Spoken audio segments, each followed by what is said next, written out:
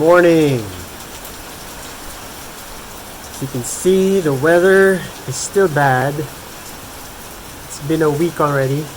We've had so much rain. It's been like this for a week already.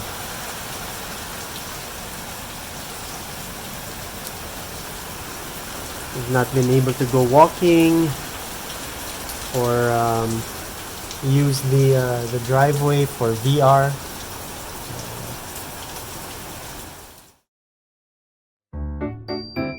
We were starting to get cabin fever, so we brought out the Jenga set and had epic battles against each other.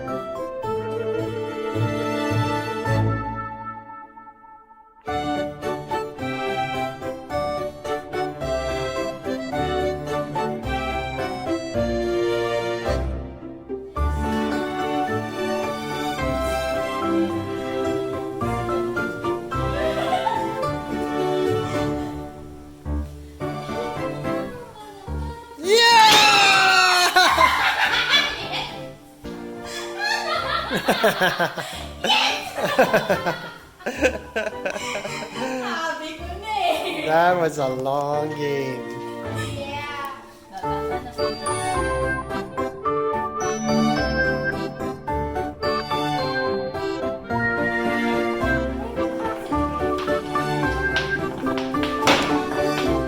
Yay! Galing ah.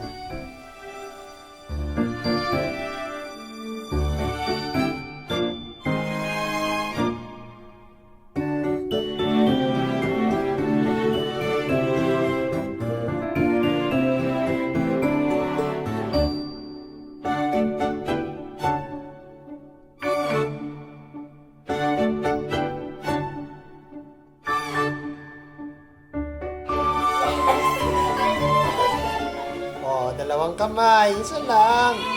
Isa lang.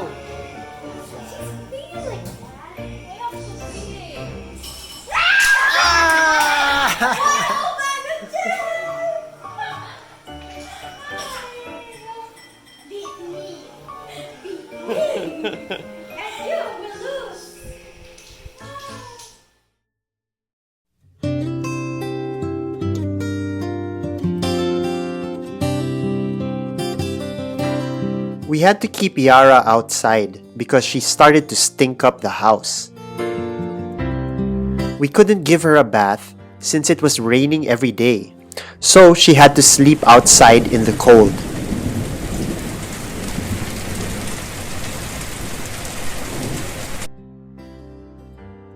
I decided to build her a cardboard doghouse to give her some protection.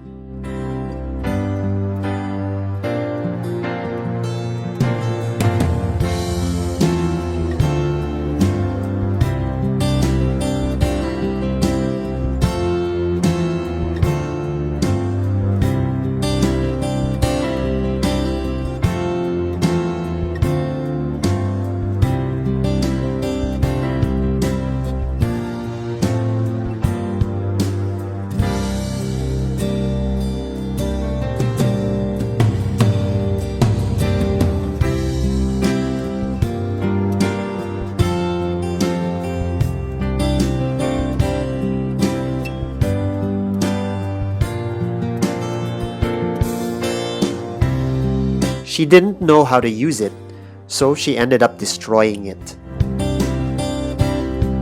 Good grief.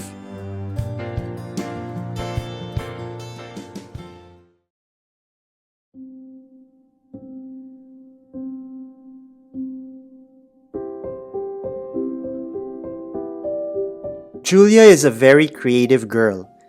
Instead of playing chess the usual way, She used the pieces to tell the story of the origin of the two battling kingdoms.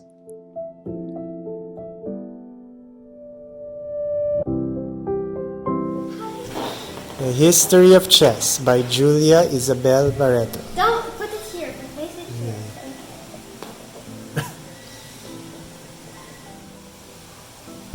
In the world of chess, there were two kings.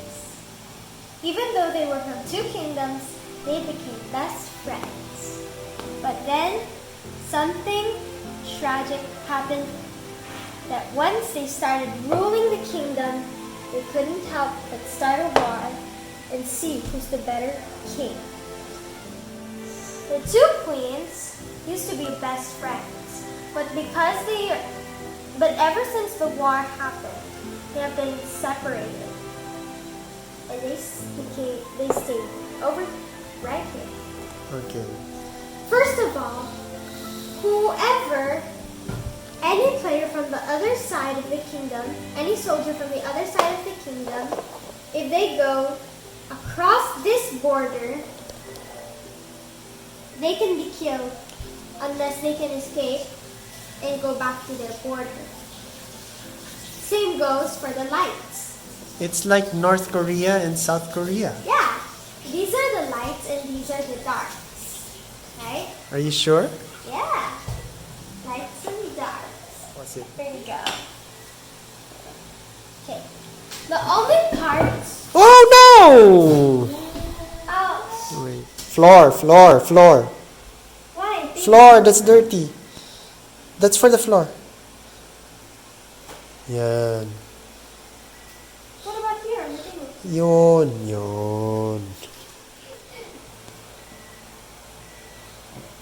Okay. Now where do I put it? No, keep drying it. Huh? Keep drying it, you're not done yet. Can see it? The only two places where they can't fight or hurt another player is over here. Why? To fetch water and to fetch food for the horses. You got it? Uh-huh. So let's start our story. What? Hasn't started yet? Alright. My I just goodness. told you about what's happening. Oh my goodness. Also, One day, we were sitting around the house doing all kinds of important stuff. You know, like playing Minecraft,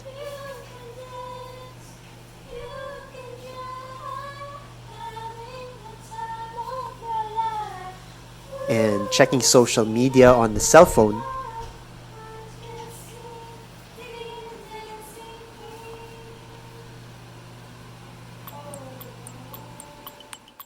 All of a sudden, there was a commotion in the living room. Atelita, who was sitting on the floor, sprang up because her sweatpants were getting wet. Apparently, the living room was flooded and the water was spreading fast. It was total chaos as we scrambled to get mops and cloths to absorb the water. All the lights. Wow.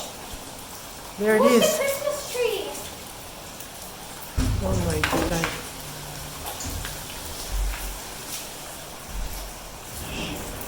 Ito na. Galing dito. May alulod ata po. Oh no. Oh yeah. Wala yung rep. Okay lang ba yan? Hindi,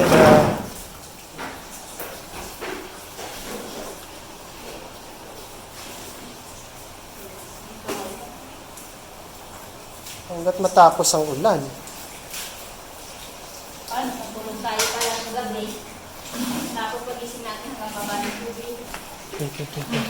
Wait, kailangan ko padala to sa may-ari. Yung kumot, iakit mo na yung kumot sa sofa, dali. Well, at least we weren't bored anymore.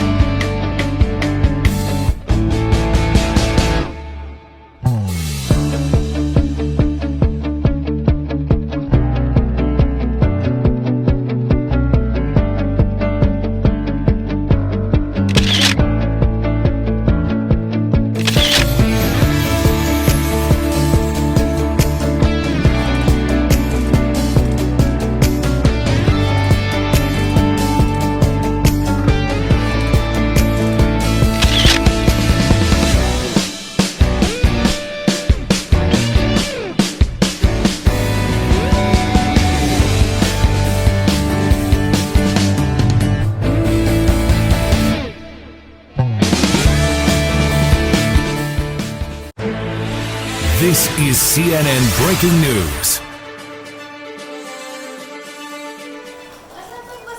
Because of the strong rains, we have flooding here. The water is coming in from the ceiling and has flooded. And now we have emergency crew mopping and absorbing the water and putting it in buckets.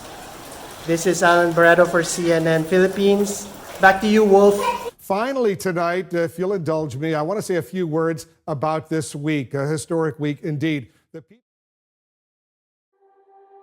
I sent pictures and videos of the catastrophe to the owner of the house, and she called up her caretakers to inspect and repair the place. They came right away and were a sight for sore eyes.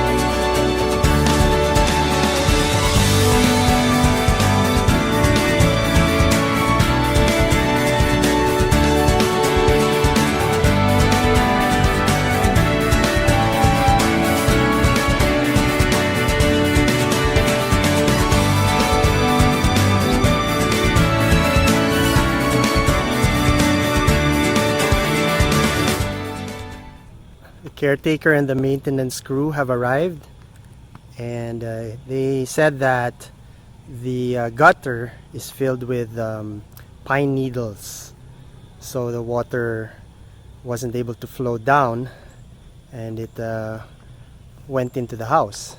So now they're up there clearing the gutter, and we should be ready for the next rain, and we should be good.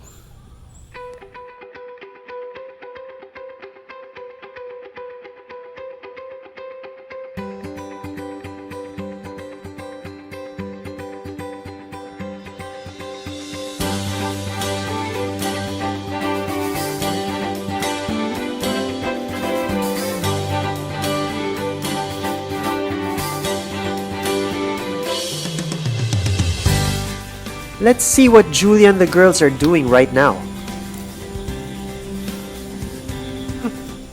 Oh my goodness! Look! That's coming out the window! Seriously? Looks like they're busy watching a movie on the laptop.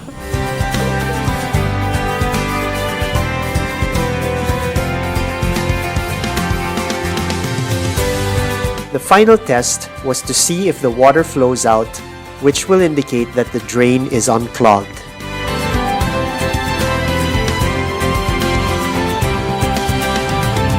It was, and the mission was a success. Now it was time to pack up and go home.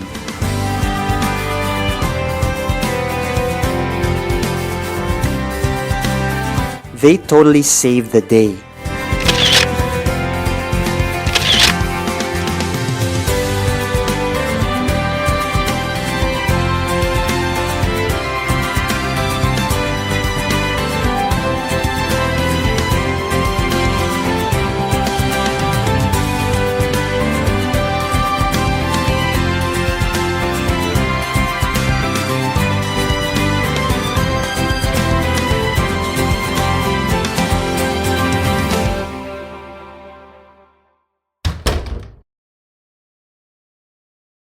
You know what they say, if you can't beat 'em, join 'em.